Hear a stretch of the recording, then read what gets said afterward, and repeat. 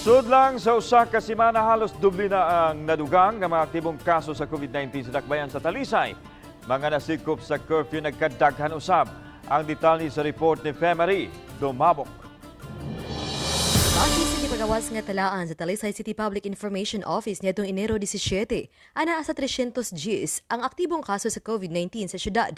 Apan paglabay sa 5 ka adlaw, kapin na sa 200 ang nadugang.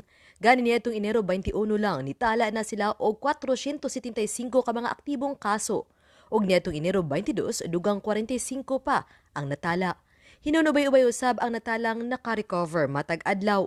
Apan bisan sa nagkataas nga kaso, matud sa mga health officials sa syudad, nga wa kini gikaalarma ilabi na nga sagad na kasinati lang og mild symptoms. Apan ang kapulisan mas nipasubsub pa silang operasyon aron malimitahan ang mga panagtapok.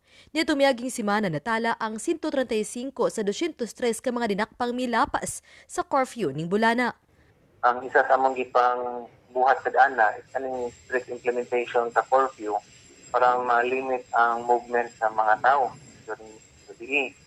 Kanya sa daytime, ito mga personnel na sa mga places of convergence. Sagad sa mga masikop mga batanong naglaroy-laroy. Samtang kay kanunay anaa sa field ang mga police personnel nga striktong nagpatuman sa health protocols, maong subsub nga monitoring usab sa ilang panglawas ang ilang gihimo. Gawas nga tanan fully vaccinated na bato COVID-19, anaw sa gipanghatag nga mga bitamina o anti-flu vaccine, din lakip sa natagan ng pipila sa mga ilang force multipliers. So mas ato na ikuan sila nga mag-home isolate, then pag lagi ka ng clear yun nga symptoms na makikita. So nga naagid sila kanang possibility nga naigo, man nato lang ipa-antigen or ipa-swab. Hinoon gitataw ni Caballes nga ning tuiga wala ray natalang nagpositibo sa COVID-19 sa mga personnel sa Talisay City Police Station. Striktong health protocol usab ang gipatuman sa mga transactions diha sa Talisay City Police Station. Uban ni Rod Prado ug Clans Gabutin.